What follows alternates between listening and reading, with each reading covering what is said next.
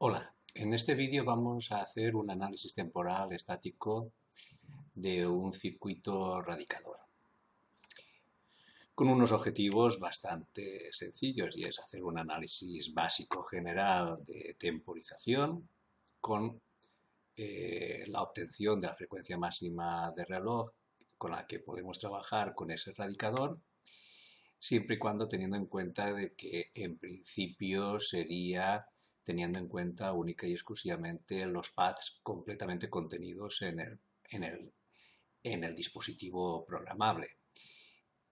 Y por tanto, cuando visualicemos, que sería nuestro tercer objetivo, visualizaremos el path máximo completamente contenido en el diseño.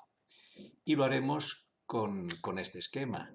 Haremos primero un análisis sin ningún tipo de objetivo temporal. Enseñaremos cómo introducir objetivos temporales, en este caso una frecuencia de operación.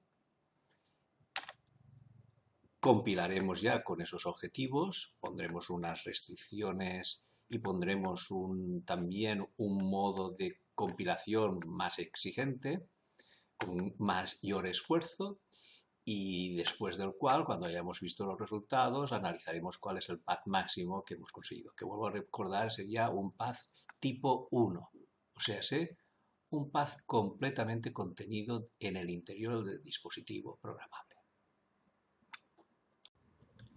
Bueno, vamos a suponer que tenemos aquí el proyecto del radicador y entonces, una vez terminada la compilación, con las opciones por defecto que tiene la instalación de Quartus, observaríamos que en el report general, en la sección denominada TimeQuest Timing Analyzer, podríamos ver diferentes análisis, el peor de los cuales siempre el más restrictivo es el primero, y nos obtendríamos que en esa compilación por defecto la frecuencia máxima de operación que ha conseguido es de 192 MHz.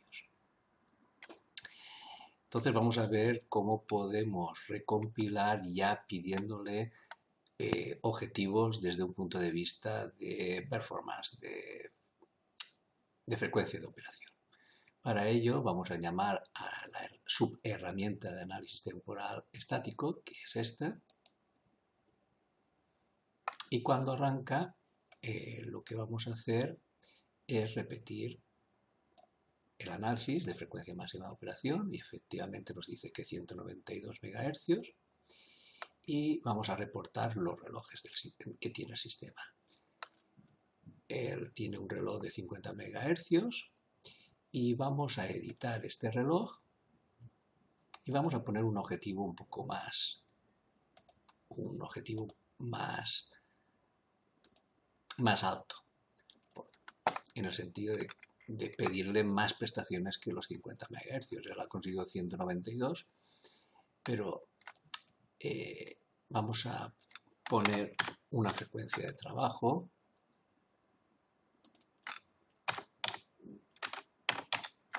tenemos un reloj de 250 MHz y efectivamente si volvemos a reportarlo así lo dice, con un periodo de 4 nanosegundos. Entonces ahora lo que vamos a hacer es este objetivo guardarlo como un fichero de constraints. Esto se hace aquí en la misma herramienta con write.sdc file. Guardamos con este nombre que nos sugiere. Y ahora este editor de constraints que ha generado este fichero final, lo que vamos a hacer es irnos otra vez a Quartus y en el Settings, en TimeQuest Timing Analyzer, buscar ese fichero que acabamos de generar, que es el setout.sdc, y lo incluimos. Una vez que lo tenemos incluido, ya podemos hacer una recompilación. Y ahora esa recompilación ya tiene un objetivo de temporización, con lo cual va a hacer un mayor esfuerzo, porque antes en principio es que ni siquiera sabía que el reloj era de 50 MHz. Es decir, trabajaba sin ninguna información, ni siquiera del reloj de trabajo. Ahora le hemos puesto un objetivo de reloj bastante ambicioso, 250 MHz, y hemos incluido ese objetivo en la herramienta Quartus. Con lo cual ahora, a la hora de compilar, también vamos a ser más agresivos, porque normalmente cuando vemos los compiler settings, por defecto está en el modo balance, que es el modo por defecto. Y ahora vamos a pedir unas prestaciones de velocidad. Como le hemos puesto unos objetivos, pues vamos a decirle que no solo ese objetivo de conseguir, sino que haga un gran esfuerzo para conseguirlo. Aplicamos, decimos OK y volvemos a compilar. Mientras hace la compilación, quisiera hacer algún otro comentario sobre este settings. Aquí hay muchas opciones, algunas de las cuales son específicas para una determinada metodología de diseño, pues con un objetivo sobre todo de área, con un objetivo sobre todo de consumo, con un objetivo sobre todo desde un punto de vista de velocidad. Incluso uno podría introducirse en estas opciones avanzadas de settings, tanto en la síntesis como en el fitting. Yo, sinceramente, en esta versión casi los mejores resultados es simplemente movernos por aquí y no empezar a toquetear las opciones de bajo nivel. Y con el High Effort, en modo Performance, creo que es cuanto mejor se puede conseguir. Vamos a ver qué prestaciones ha conseguido. Nos vamos al report que tenemos en el propio Quartus y nos dice que ha conseguido 205 MHz. Tampoco el incremento es que haya sido espectacular. Pero bueno, sí que hemos conseguido unas mayores prestaciones. Si quisiéramos ver exactamente cuál es el path limitante que ha dado lugar a esta frecuencia máxima de operación, es necesario retornar a la herramienta de TimeQuest, la específica, y entonces nos tenemos que ir en Reports a reportar el Setup Summary, que sería lo mismo que decir que queremos reportar todo lo relativo a los márgenes de activación. Y él nos va a indicar qué peor margen de activación tenemos en el diseño. Por supuesto nos dice que es negativo, es decir, que no conseguimos los 250 MHz, ya lo sabíamos, solo podemos llegar a 204, y si ahora nos ponemos encima de este report y decimos que nos reporte todo el timing, nos aparece esta ventana y yo puedo elegir que me muestre los peores casos de paths que han dado lugar a esa frecuencia máxima de operación. En particular estoy solicitando aquí los 10 peores paths.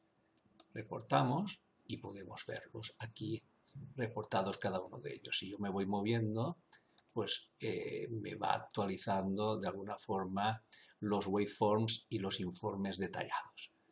En principio me está representando el de los peores casos y yo ya aquí tengo una información importante y es un path que empieza en el contador del diseño radicador y termina prácticamente en la salida del multiplicador que estará conectado a un registro.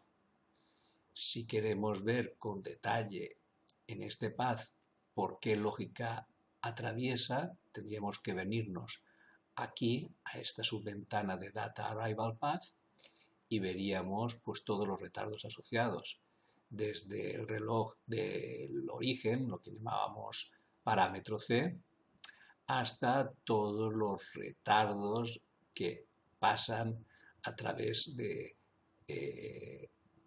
diferentes elementos, como son los tiempos de propagación de salida del contador, hasta lo que sería el sumador, que debe formar parte seguramente del incrementador, para pasar después por el multiplicador, que es el elevador al cuadrado que tiene el diseño.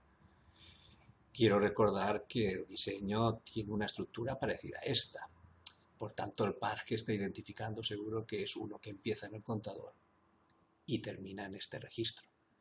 A veces no es muy fácil de identificar ya en el postmap esta lógica, por los nombres que utiliza, pero aquí en este caso sí que hemos visto el ADD y el multiplicador y el contador, con lo cual es bastante fácil de identificar esta situación. Por último, diría que se puede ver esos retardos representados en este cronograma y que efectivamente el dato efectivo se ha consolidado más tarde de lo que era requerido, que sería el data arrival. Y por eso el slack o el margen de activación es negativo.